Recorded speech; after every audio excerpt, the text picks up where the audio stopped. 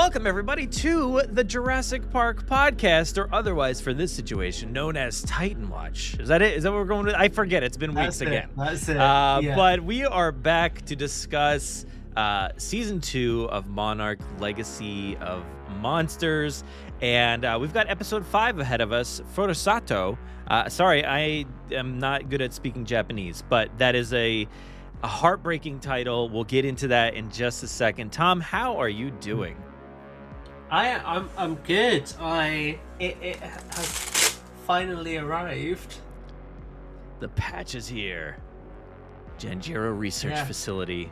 And He's just got a job. He's all set for the next few years. I believe the Janjiro facility is the Muto facility in the original Godzilla film. Okay, well, never mind. He has no job. There's nothing there anymore. It's a complex. It's a relic of the past. But we've got a fun episode. Fun? Well, maybe not. I take that back completely. We've got an episode ahead of us that is it's a brutal episode. It's a brutal episode. Did you dig this one? Or no? I loved it. I thought everything that happened was fantastic. It was a really positive, upbeat episode, and I'm really excited to get into it. All right, so we begin this episode. I think this was after a hero had read that letter, in the current timeline. So he's frustrated. He stormed off in that last episode. But we're cutting straight to Tokyo 1990. Hiro is on the phone with Kate, a little girl at this moment, and she's having a hard time falling asleep. So that's where this title of this episode, Furusato, comes in, as it's the name of a song that will help calm her down, and is a nice, beautiful moment here where he's singing it to her. You don't really know much about what's going on here. He's just in a kind of like a busy place, and he gets interrupted because his second child is born, and he does not get to finish singing this song. It's kind of a heartbreaking moment where Kate's like, "Oh, why can't we finish the rest of this song?" And it's not done. And he's like, "Well, I gotta go. I've got another baby and family over here." It hits pretty hard, doesn't it? Yeah. It's kind of brutal, but we do get to see, the birthing room there, and his wife I don't know what she would be at that point in time for him, but his second wife, I guess, wants to call the boy, says, should we call it William for Bill Randa? UK, Brad, the phrase in the UK would be his piece on the side.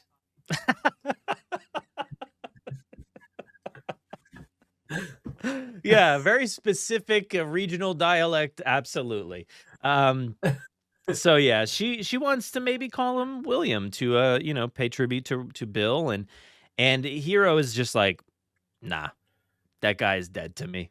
But my real father, his name was Kentaro. I thought that was a very sweet moment, but also a bit of sadness there, right? Because he didn't get to know that guy, and he didn't get to know Bill, and he's he's so hurt through what happened after all these years that no, we're not calling him William. He's not going to be Bill for the rest of his life. He's going to be Kentaro, and that gave a lot of meaning to Kentaro's name and everything. I thought that was very sweet.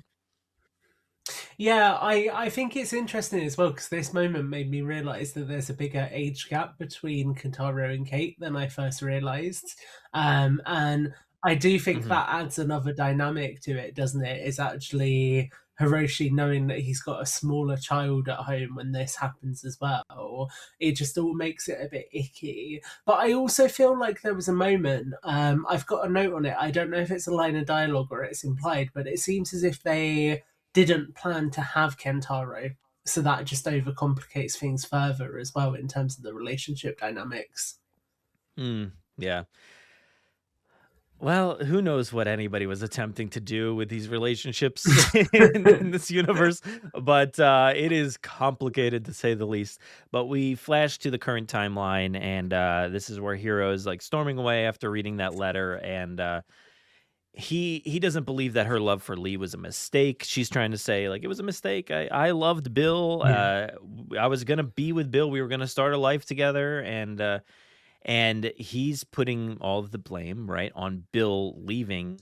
He's Oh, finally yeah, realizing. yeah. He's like he sees the letter, he puts things together. He's like, oh, this is what happened here. Keiko does not believe though that is why Bill would have left. She doesn't think that that's the man he was, and she does genuinely seem kind of shocked in that moment, taken aback. And she's like, well, which is kind of mind blowing, and you have to kind of think of the temporal aspects of this show, right? She last talked to Bill 2 months ago. 2 months ago. Yeah. It's the year 20 something, 20 whatever it is. I don't know, 20, I forget. I always forget what the timeline is. But she talked to him 2 months ago. He's been dead for a long time. But in her trajectory of going through Axis Mundi and coming out, it was only 2 months ago. He was in Kazakhstan and couldn't wait to get back to Hero. So that's where we know like he left off. But we know that, I think it was the last episode. Yeah, the last episode had that flashing sequence of like him throughout the different years, 1962 through 1964. And I still am confused about like, even though his mind was set on like doing this this migratory pattern stuff, he still abandoned the kid and left the kid with like the grandmother or something like that. And so I'm still struggling with that's the thing with this show, right? It's all these relationships and all these dynamics between these characters.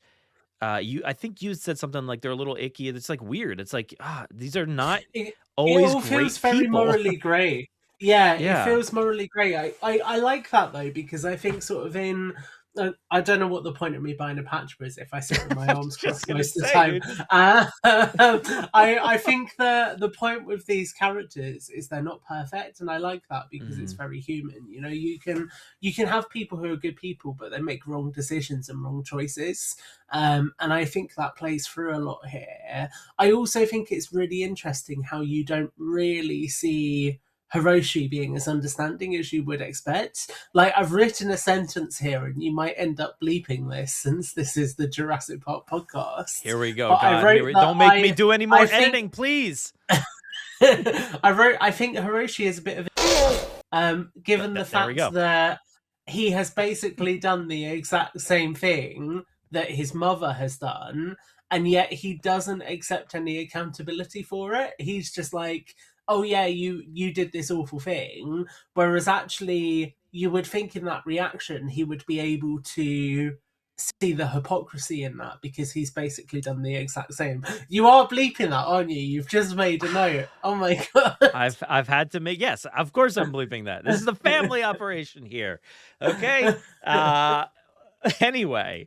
You're right. You are right. I mean, I can see that. Thank you. But yeah, he's and for listeners who wonder what I said, I'm kidding right now. Here comes another one. No. Anyway, we're going to Santa Soledad. We're not going to the past. Yes. We're still in the current timeline. Apex has arrived at that old village, and this is where I give you some really geeky observations straight off the bat for here? Sure. I really like the fact that we've got an Apex field base. I think it looks really cool. I like the fact that they use the almost like moon type structures you see a lot with NASA and those kinds of organizations, because I think it makes them feel very futuristic. And I thought they made a cool choice of making the vehicle that they're using Humvees as well, because those are vehicles that Monarch use. So even in the kind of choice of, what rugged vehicle are they going to use, they're still drawing that parallel that these two organizations are uncomfortably close. Mm-hmm. Yeah, for sure. I do like that iconography that they're using there to somewhat differentiate them, but still keep them the same. Like it's cool. It's a little reference. Fire festival, but yeah, I get that. But I had a perfect reference, which I feel like you will appreciate, which is they're like two sides of the same coin, a bit like S.H.I.E.L.D. and Hydra. Yeah. Is Apex as evil as Hydra? Probably, yeah. I mean,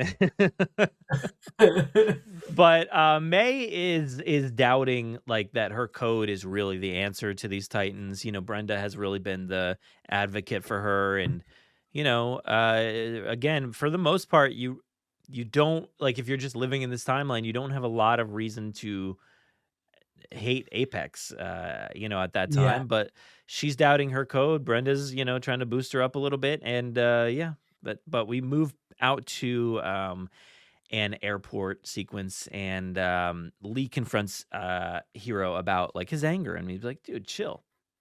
Daddy, chill, dude. You got to calm down." He's so fixated on changing the past that he can't allow Yeah. like himself to create a better future, which I thought was a very nice line. That wasn't the exact quote, but it was close. No.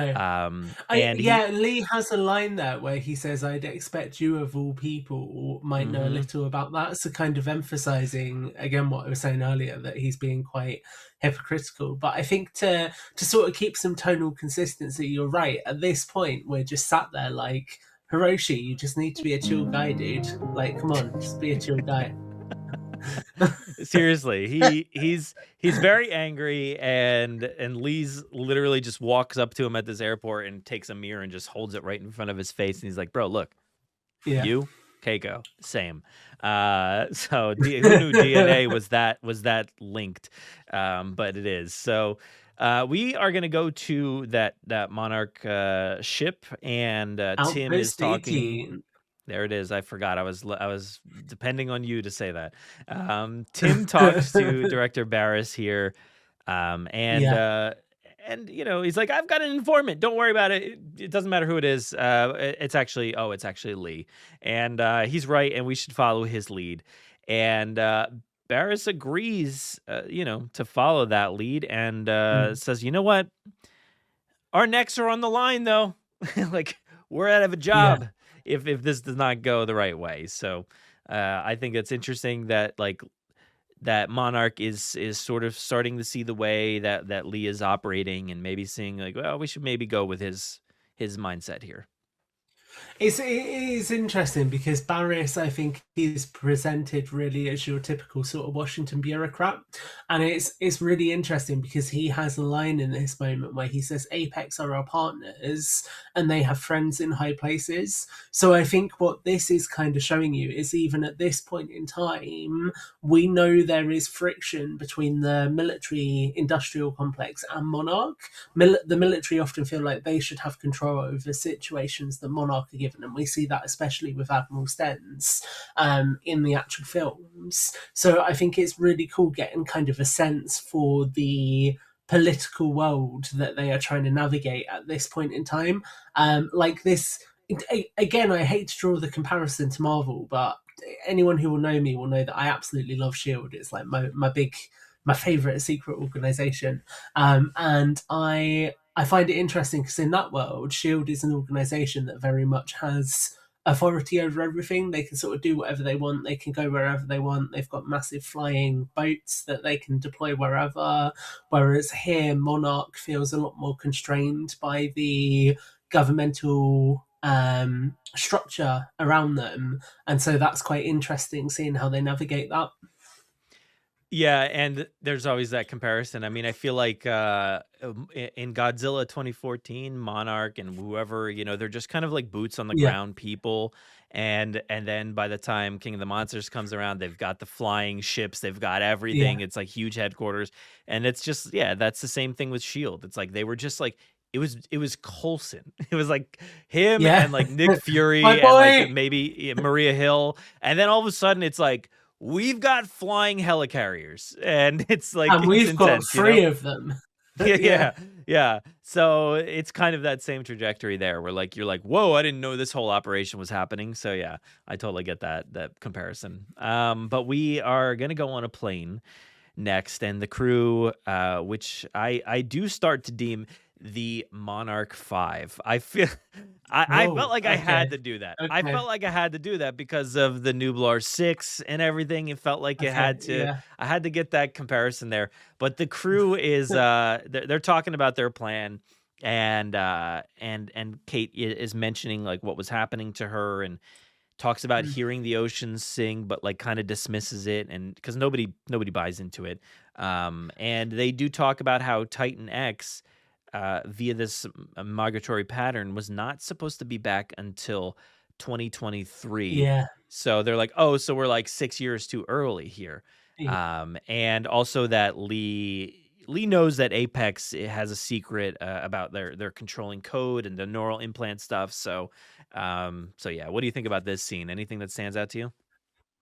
I thought it was quite cool. I think what I really like with this is I think it's doing a really nice job of rewriting Bill Randa as a character, because actually he understood the migratory patterns. He understood where these things were ending up. And I think season 1 as well, it presents him as quite intelligent and capable, whereas I think in Kong Skull Island he sort of feels a little bit like a crackpot that's at the end of the road when it comes to sort of investigating these things. So I really like how tying his work back into the story says a lot about his competence as a scientist. Yeah, for sure. I mean, even though like we know in Skull Island that like he's not a crackpot. We know that like Yeah.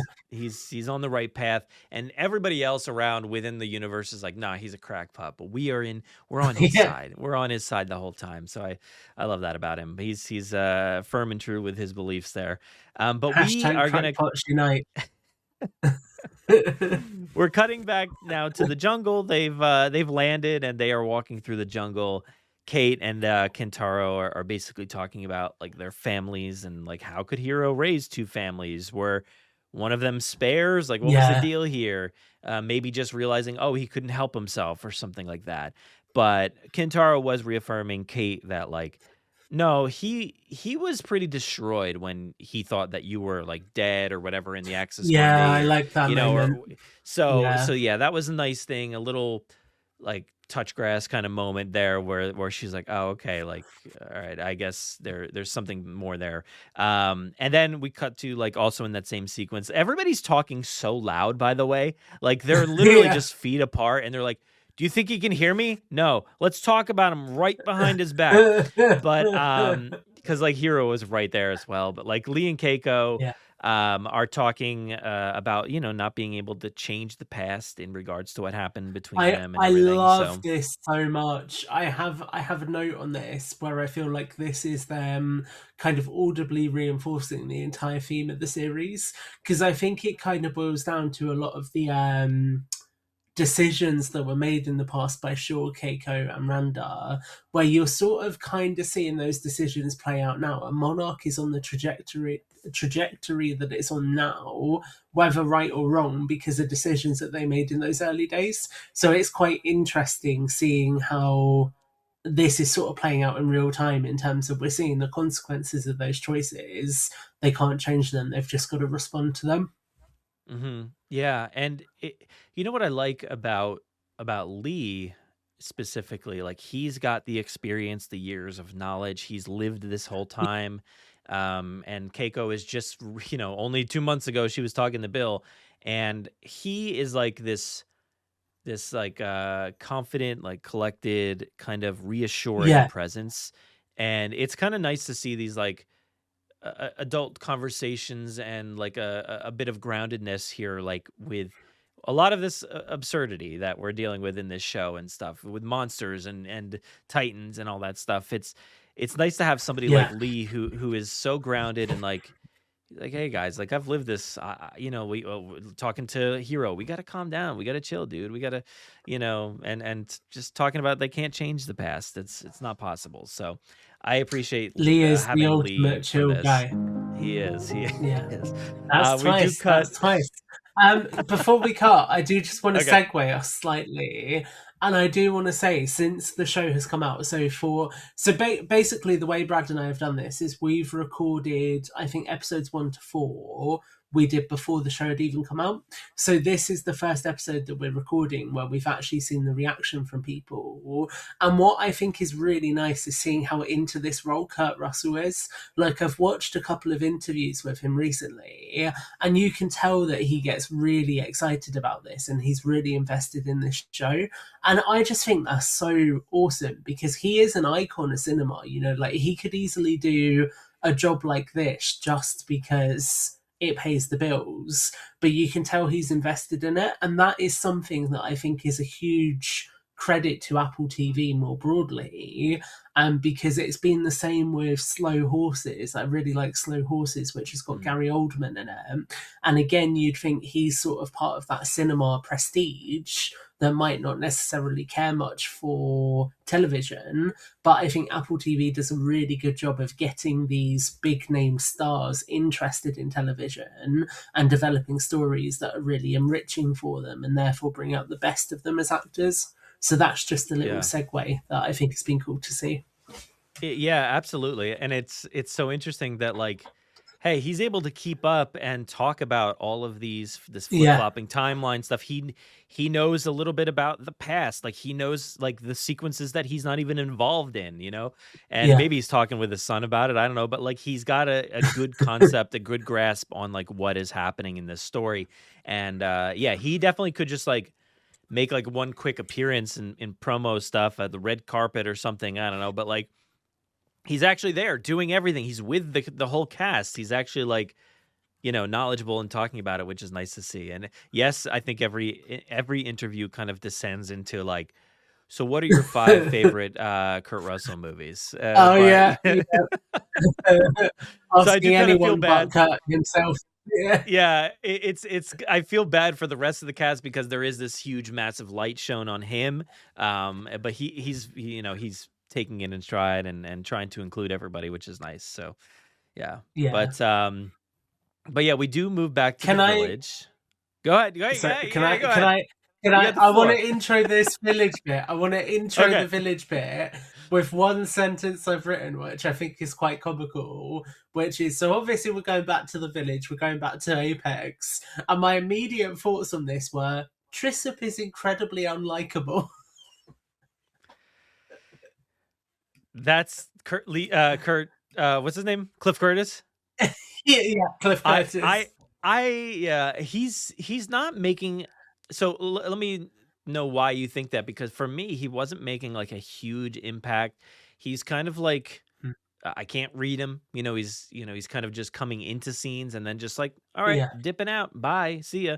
And what is your thoughts on him that makes him so, like, unlikable? I think the thing that was grating with me on his character is the ego. Because, like, he is quite egotistical. It's like, oh, we're just going to do this thing, and now we're going to do that thing. And I just can't stand those kinds of people. But it's like, I know best, so I'm going to do this. Yeah. And he at this point, like, I'm still confused about him, and I don't really know what his motives are. What is his goal? I have no clue what he's doing here. I don't even know. Like, he's just like an operational guy, it seems like, and I don't really know what he's up to. But you know what? The Holland actually knows that the Monarch 5 are there. I think Cliff was the one who kind of informed Jason, I guess I should say. He's the one who informed her, right, that they were there. Yeah. But yeah, they're there, and we do find out within this kind of sequence here that the villagers moved out, because this is an empty village at this point, and they moved out after Monarch had moved in. So I think we're missing this whole period of time, right, where we saw all the stuff that happened in the 60s, 50s, whatever that timeline was, and then then we miss a whole chunk of time where, like, Monarch moves into this village and probably studies it, and then everybody moves out. So I think that's pretty interesting. But yeah, you've hit a really interesting. So you've hit a really interesting point. So I'm not going to lie here. I was sat for a moment, and I was like, why is Brad talking about Monarch moving in? And then obviously it's because there's the little Monarch outpost that they go to, and I thought it was interesting that this outpost is Outpost 27. Well, we didn't get there yet, man.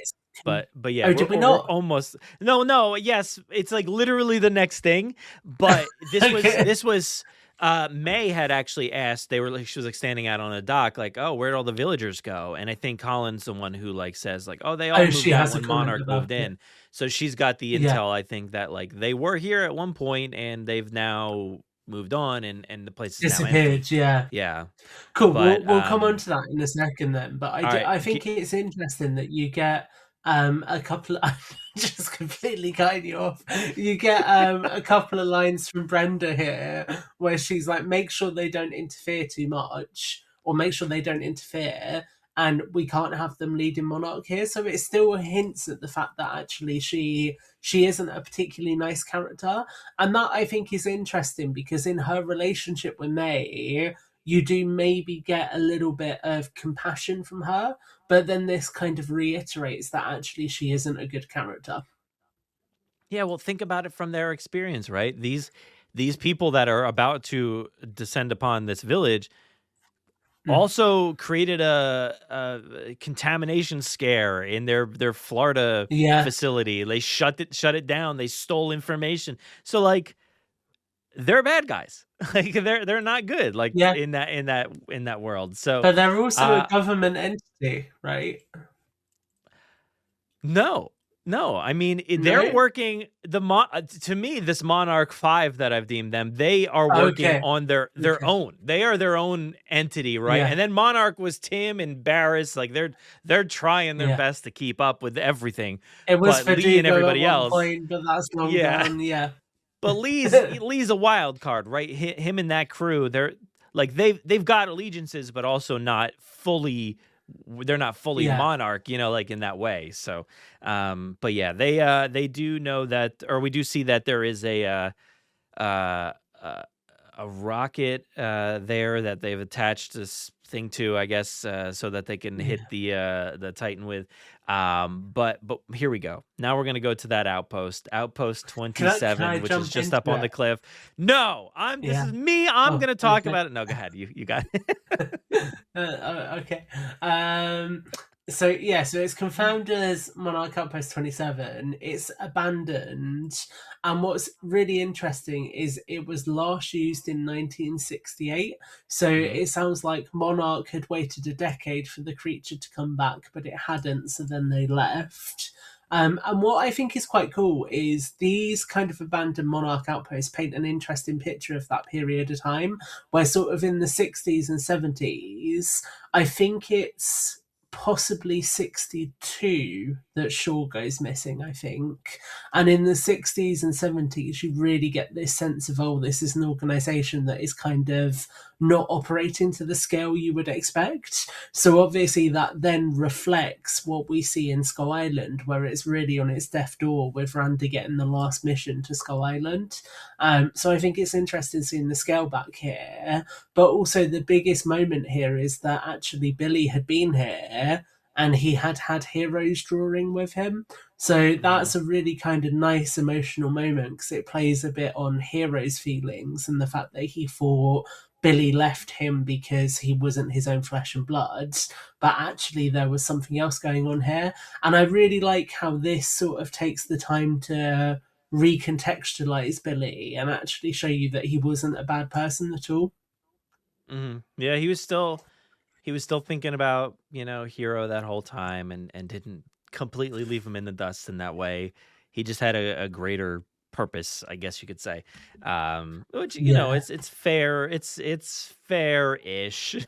If you're trying to stop the world from being crumbled by Titans, I guess, like, I don't know. Does that excuse you from abandoning a child? No, probably not. But like, I don't know. It's a very just take the situation. child with you, right? Like just it's take all the good. kid, What's the worst put it in that could danger happen with a Titan? Yeah. But we do find out, via this little conversation with Hiro and Keiko that like he was pretty angry after reading that letter, and but at the same time reading the letter lifted like a weight off of his shoulders because he's like he always thought that Bill was disappointed in him, but now he's like he's a little arrogant when he's describing this, which is interesting because they're in this like hugging situation. Like Keiko's got her arms around him from the back, and like he's just like, you know what, I realized it wasn't me, it was you. He was mad at you. He was disappointed in you this whole time, not me. So it's an interesting like juxtaposition there with the two of there's them. also there is a really interesting line that I think Hiroshi has, which is he says they're talking about responsibility for mistakes, and he says, "You own yours, I own mine," and I think that's really interesting because it's kind of like drawing a line underneath it almost, and just being like, "Look, these things have happened. I'm not happy about it, but we have to move forward." Yeah, I think it was like that transition between him kind of saying that it was not me, it was you, it was your fault, and then there was like a little bit of Keiko talking about like really wishing she was there with him. Like, what if she didn't disappear into the rift, and like, what would have happened with Hiro's life? And then, then it's like the whole own your mistakes, and I'll own mine. And it's a nice like wiping the slate clean, and forgiveness. I don't know about that, but it's just kind of like, all right, we're on an even playing field here. I get it. Let's just move on. So I don't think it's necessarily forgiveness, but it feels like something of just like wiping the slate clean. So can we appreciate in the next section that we're going to talk about, we do get a name drop for wrong pocket. We do get a name drop for Janjira. Oh, did we? We did. That's right. Yeah, because this is the 2014 sequence. Tim calls Hiro. Hiro is about to go home and see Kentaro in Tokyo, or he's like literally in the hallway, and Tim is like on the call. He's like, "Hey, you got to get back here, man! Come on, like, come back. You got to see what we found. We found this old Monarch bag floating in the water, and it's from William Randa. It's got old tapes and data tapes. There's journals and all kinds of stuff. It's got to be from the Skull Island mission." So he's like so frantic and like, "You got to get back here and see this." And you can see like Hiro's like, I can't. I'm supposed to be here. Like, I don't want to come see you for like a few weeks, but I will. He decides, like, again, one of those really struggling moments of like, I don't want to be a bad person, but I'm gonna leave. I'm gonna leave. So sorry, Hiro. Not Hiro. Sorry, Kentaro. I'm leaving. Didn't even go. I think it's interesting seeing how close him and Tim worked as well, because I don't really feel like you get a massive sense for that throughout the first season or sort of up until this point, really. But clearly they actually work quite closely together. Yeah, I wonder, because like we know that Tim was like, he was like the guy in the basement, like nobody really basement dweller, worked with him. So I wonder, were they both basement guys, or like did Hiro?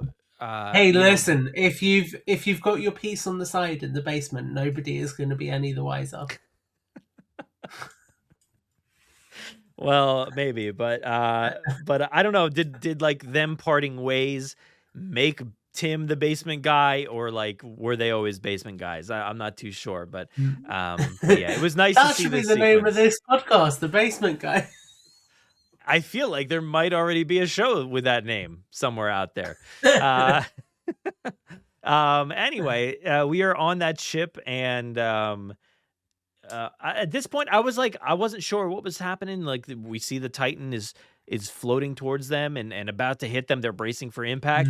And I was like, oh, is this Godzilla or is this Titan X? I wasn't really sure. Like, even with there's like an overhead shot of the ship, and I'm like, I think that's just Titan X, but like I wanted to like hope. I'm like, oh, this is Godzilla, right? This is gonna be Godzilla just coming out of nowhere. But no, it was not. It was just Titan X. I mean, I will just say, if it was Godzilla, all of our characters would probably be dead.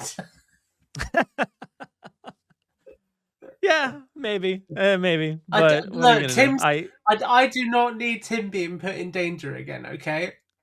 Look, it's not the first time in season 1. Godzilla loves to like head straight on towards a vessel and then just dip under. He's good at that, so I trust him. He's got a good swimming technique. But we cut back to like the final portion of the episode here. We are at the village once again. It's a longer sequence, but the Monarch 5 do spot May working on the drone, so they're like, oh, she's involved, and and Jason says something like, "Oh, we got 16 minutes until Titan X arrives," and they're kind of confused at why May is working for Apex, and why their Yeah. work is a secret. They don't really understand, like, what is this secret? What's going on here? And Lee's in the know. He's got a little bit more intel, I guess. He knows that they're making weapons to control. So, but yeah, anything there that stood So out to you? yeah. Yeah, so I like how Brenda continues to communicate with Walter Simmons throughout. So it's just continuing to solidify that connection. But also, I have notes here in capital letters that says, "How has Jurassic not managed to do this? We are literally getting better weaponized dinosaurs in Godzilla," which I think is quite an interesting point in terms of how they're exploring weaponizing the Titans. I feel like they're doing it in such an interesting way compared to sort of in the Jurassic franchise where they've dabbled with using animals as weapons, but it sort of feels like that's where it stayed. Yeah, it was more so. I feel like Jurassic was like it was still at the beginning inceptions of testing those Yeah, theories, right? Like they weren't at this stage. Somehow Apex is like more advanced at this point, and they are, they're yeah. at the point of we are implementing this. Like this is the testing phase. It's not the training phase. So I feel like Jurassic was still in that training and creation phase where Apex is like it's go time. So they're Yeah, but to be fair, Jurassic has the Indoraptor, and I feel like this is kind of I don't know. I just felt like this was prototype though. realized a lot better. Yeah, Still a prototype, but prototype. it is that loose. It just it feels to me like it just has a little bit more weight in terms of how they're doing it, why they're doing it, what the end goal Yeah. is. Well, I mean, Jurassic attempted to do this more in Camp Cretaceous, right? And Yeah, I guess very fair Chaos point. Theory. Like and it's like it's harder to take, I guess, more seriously because it was the animated form, and at times during those later seasons, it was a bit absurd in how they were Yeah. presenting it, but they were almost there. They were almost Yeah, there, and just and especially that like chaos theory with the Atrociraptors in the biosyn facility. I think that got quite yeah, close. and like Yeah, I guess what I'm saying is it's not necessarily Jurassic hasn't done it. It's that I feel like MonsterVerse has executed it better. yeah. But they do have that similarity where like the movies felt like they were one kind of technological standpoint, and then Chaos Theory and Camp Cretaceous are like, oh no, advancements. Like especially Camp Cretaceous was Yeah, like, no, we've got like islands with biomes, and we've got video game I controllers that are knew it the second you and started talking about it. I was Brad like, he's X. gonna find a way to bring up Manticore Island. It's literally. I mean, we should have brought it up in episode 1, I think, with the Skull Island. It's literally Skull Island Yeah. with the I mean, where are the dome Monarch around it Brad or X something. units, right? Yeah, I'm hoping for Brad X in this because we got the Titan X. Where's the Brad X? I should have put that as my name under each episode.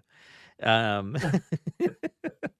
but at this point, we find out that the Krusties, as I'm calling them, I'm just making names for all kinds of stuff. They are How are coming out of you the ground. literally reading the notes that I've got at the same time? What is going on? Oh, I must have sent them to you. I don't know. They're trying to stop this drone thing from shooting, and they do not get to do that. The thing takes off, and Lee is stuck outside within the Krusties there, and they're able to get back to him and help him back in. Titan X arrives. And there's a sequence where like it's pretty nice sequence. Kate kind of descends down into the dock area Mm. and is just face to face with Titan X. She goes into full So sensory mode, and yeah, yeah, what you there's an got? important note here, an important behavioural note, because it evidences that Titan X is actually peaceful. So the Mm, Titan kind of comes out and it's just looking at Kate. It's not doing anything aggressive. It's only when the Monarch drone, or not the Monarch drone, the Apex drone is then able to launch that it becomes aggressive. So I thought mm. that was quite interesting. And I really like how in recent MonsterVerse entries, these feel a lot more like animals than monsters as well.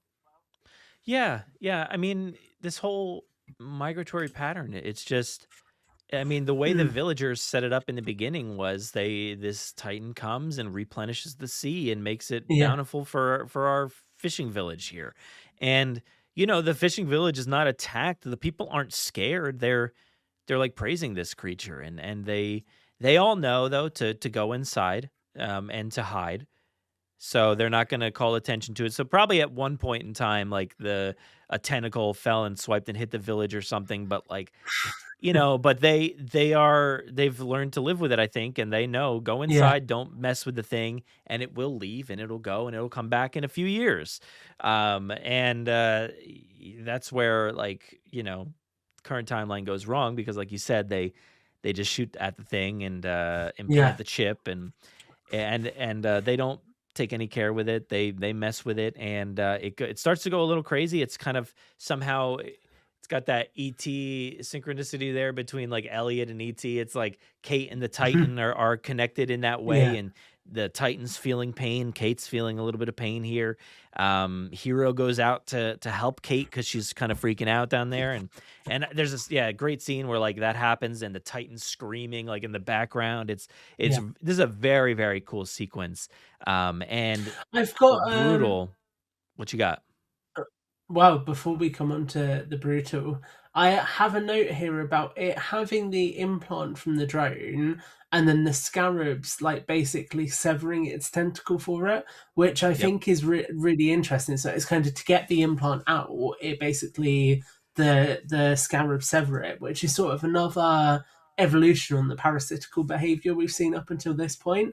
And I really like it. I don't think we've seen that with a Titan before, that sort of parasite behavior. I mean, obviously, we've seen Well, it in another franchise that we spoke about a lot, but I don't recall seeing this with any other Titans in the Monsterverse. yeah, well, I mean, at least with like Ghidorah, like that creature can lose a head and Yeah, then grow one back.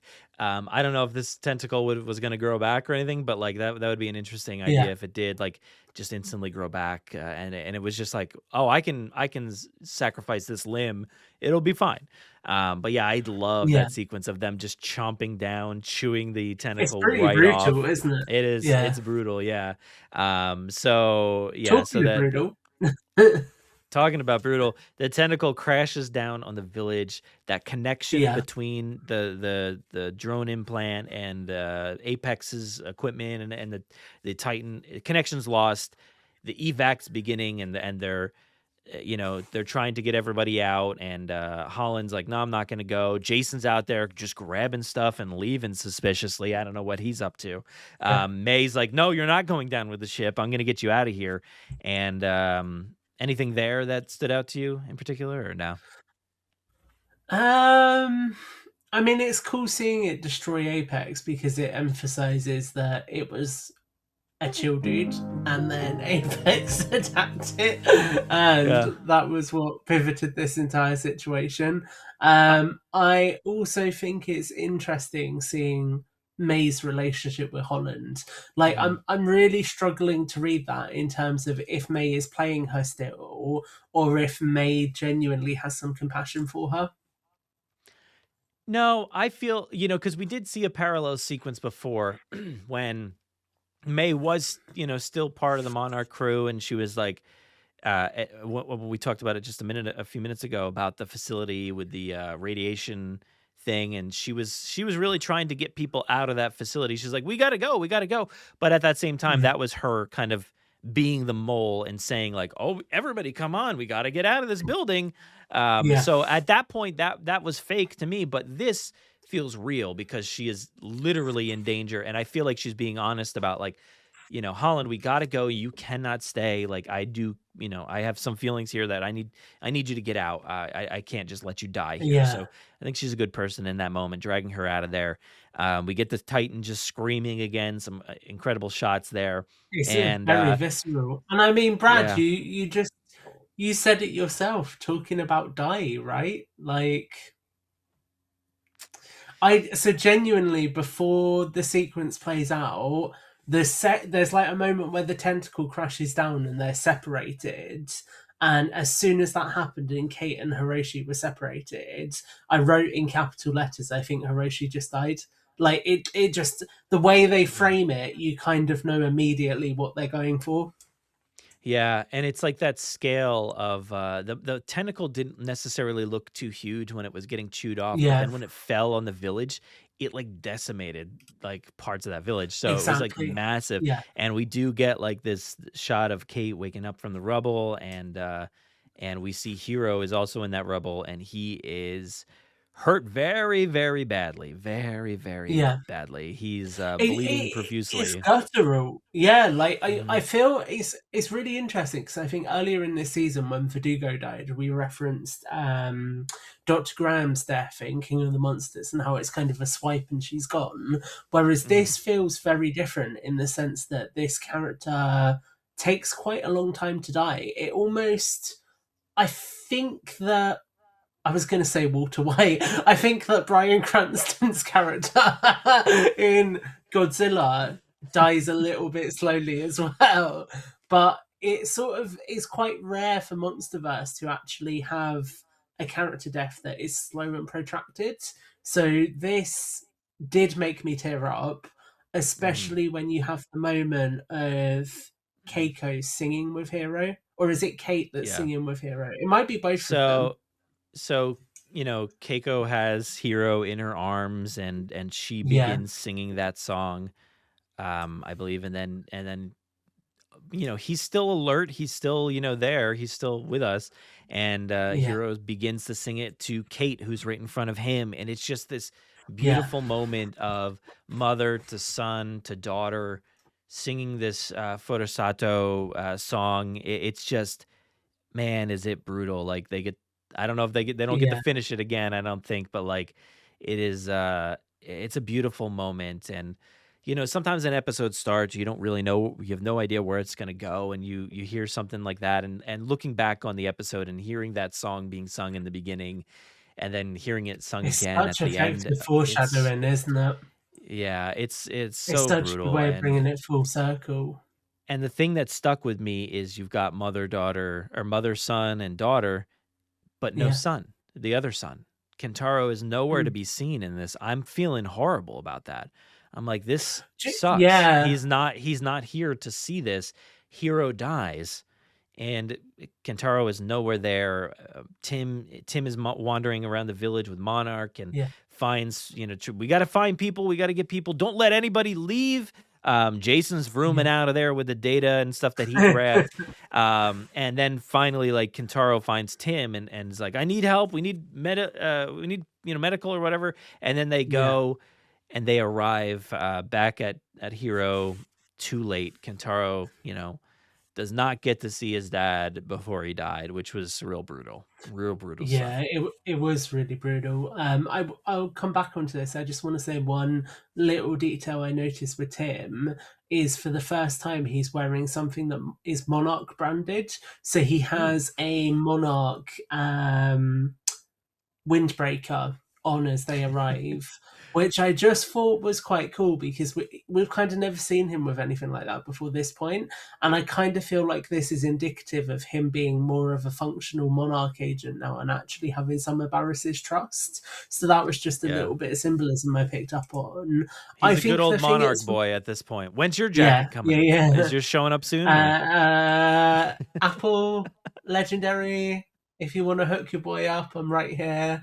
I've gone to all of this effort for you. Like, just give me a little bit back, yeah. Um, as if early access wasn't enough. What I was gonna say is, there are very few things that are as brutal as a parent seeing a child die. And I think that really plays out here as well, where there's that whole kind of dynamic of Keiko being out of time and Hero actually being older than her, having kind of lived his life, and she's sort of seeing him die. Like you said, the Yeah. thing that stuck with you was obviously Kentaro. The thing that stuck with me was Keiko. And actually thinking how many different conflicting feelings must she have about how strange this is in this moment. Yeah, I feel so horribly for everybody involved. And yeah, Keiko is just somebody who, like you said, is out of time and it barely knows how to comprehend everything that's happening to begin with, let alone like I lost 50 years of time and now my son's dead and I've got grandchildren and they're still alive. And it's just brutal. It's just so brutal. And then with Kentaro not even being around there, I hated that ending. I think in the, you had mentioned that there were a handful of good episodes and stuff. Not a handful, but there was like specific good episodes. This was not one of the ones you mentioned, I don't believe. But when I saw this ending, I was like, oh my God, dude, like this is, I expected, I think you had talked a little bit about like tears being shed and stuff like that. And I was like, I was expecting a different, trajectory here. And I did not expect him to die right now, mid-show, episode 5. So that was intense. Yeah. You make such a good point as well that it is right in the middle of the show. So the midpoint is this kind of death. And it's interesting because I think I've spoken about it before, but I'm writing a bit of a novel at the moment. And this is kind of a traditional storytelling sort of format, if you like, which is you get to your midpoint and you either have a high point or you have a Pyrrhic victory where people think that they're going to have sorted something. So in this case, they've made it in time, right? They're in Santa Soledad with enough time to try and stop things. But actually, it doesn't go that way and you get the death of the character instead. And I think it's really impactful because it sets a interesting trajectory for the second half of the season. For sure. And that's the end of the episode right there. And we'll get so to a lovely, positive, upbeat episode. Really, really had a smile on my face the whole time. Yeah, the next episode will be just like very happy, upbeat. It's definitely not going to pick up in any sad way, of course. But that episode is called Requiem. We will get to that one next time. And not Resident Evil.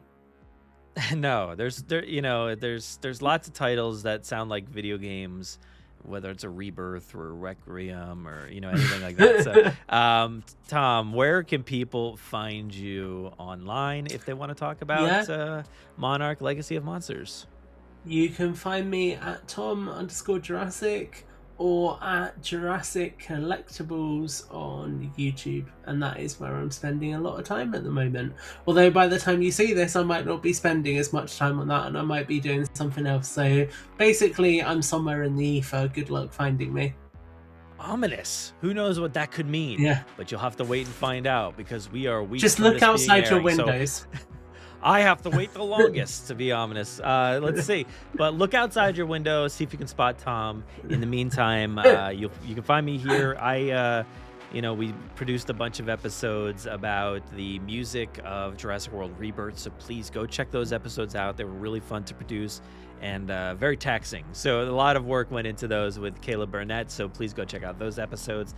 And also go check out Grim Grinning Hosts, my other show, where we talk about theme parks and pop culture, and of course, the Forcecast, where we're catching up on Maul Shadow Lord, and of course, everything Mando and Grogu. So yeah, go check out those episodes and follow me over on Letterboxd, that Brad Jost over on Letterboxd. But be sure to go to JurassicParkPodcast.com, find all of your information for the show there, and we appreciate you listening. We appreciate Apple for giving us advance viewing of these episodes, and we'll see you next time with Requiem episode 6, and can't wait. See you then, Tom. Can't wait for Leon and Grace. It's going to be fantastic.